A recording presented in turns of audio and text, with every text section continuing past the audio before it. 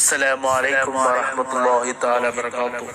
بسم الله والحمد لله الصلاة والسلام على أشرف رسول الله صلى الله عليه وسلم وعلى آله وصحبه أجمعين أما بعد.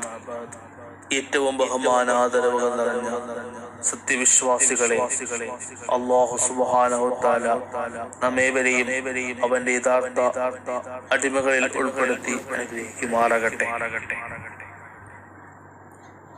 അടിമത്വത്തിന് ആദരമെന്ന വിഷയത്തെ ആസ്പദമാക്കിയാണ് നാം ഇന്നിവിടെ ചർച്ച ചെയ്യാൻ വേണ്ടി പോകുന്നത്.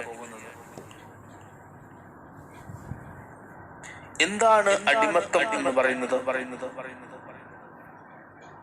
ഖറാമത്ത് എന്താണ് ഉബൂദിയ്യത്ത് എന്ന് വെച്ചാൽ അല്ലാഹുവിന്റെ ദാസൻ ശരീരവും മനസ്സും സ്ഥലവും ശുദ്ധി വരുത്തി അവനെ അഭിമുഖീകരിക്കുകയാണ്.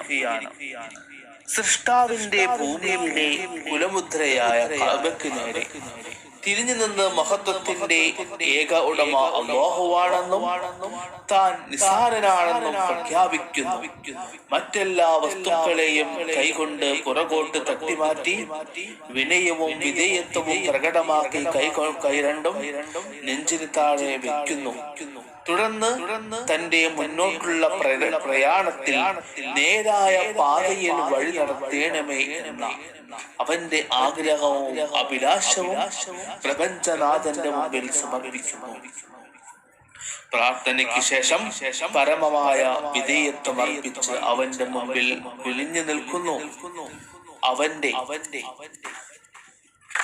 അവന്റെ മഹത്വവും പരിശുദ്ധിയും വാഴ്ത്തുന്നു.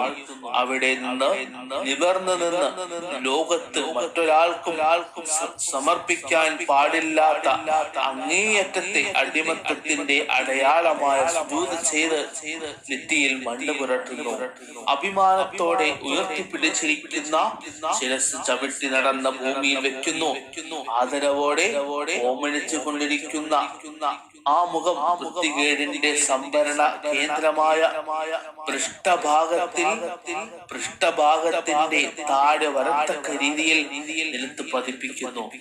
ഈ അവസ്ഥയിൽ താൻ ഏറെ നിസ്സാരനാണെന്നും അല്ലാഹുവാണ് സർവശക്തനും മഹോന്നതനുമെന്നുള്ള അവബോധം അവനെ അടിമത്വത്തിന്റെ ഉത്തുംഗതിയിലേക്ക് ഉയർത്തുന്നു. മനുഷ്യന് ലഭിക്കുന്നതിൽ വെച്ച് ഏറ്റവും പരമോന്നത സ്ഥാനമാണ്. ആത്മാവും ശരീരവും രോമകൂപങ്ങൾ മുതൽ നഖശിഖാന്തം ഈ ഉപാസനയിൽ പങ്കുചേരുന്നു. ഓരോ അവയവങ്ങളും തനിച്ച് തന്നെ കർമ്മനിരതരായി തീരുന്നു.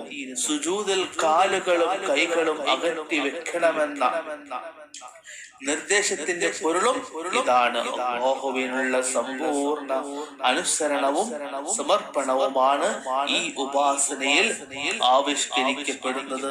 സമർപ്പണം, പ്രഖ്യാപനം, നന്ദി പ്രകടനം, ഖുർആൻ പാരായണം, തസ്ബീഹ്, തഹ്ലീൽ, റുകൂഅ്, സുജൂദ്, വിശുദ്ധി, കുലമുദ്രകളായ ശിആറുകളെ ആദരിക്കൽ തുടങ്ങിയ ആരാധനയുടെ എല്ലാ ഭാവങ്ങളും തലങ്ങളും താളങ്ങളും സമ്മേളിച്ച ഏക ആരാധനക്രമം നിസ്കാരം മാത്രമാണ്. അല്ലാഹു സുബ്ഹാനഹു തആല അത് നമുക്കെവർക്കും മുറപ്രകാരം 5 വഖ്ത് കൃത്യമായി നിസ്കരിക്കാൻ അല്ലാഹു നമുക്കെവർക്കും തൗഫീഖ് നൽകി അനുഗ്രഹിക്കുമാറാകട്ടെ.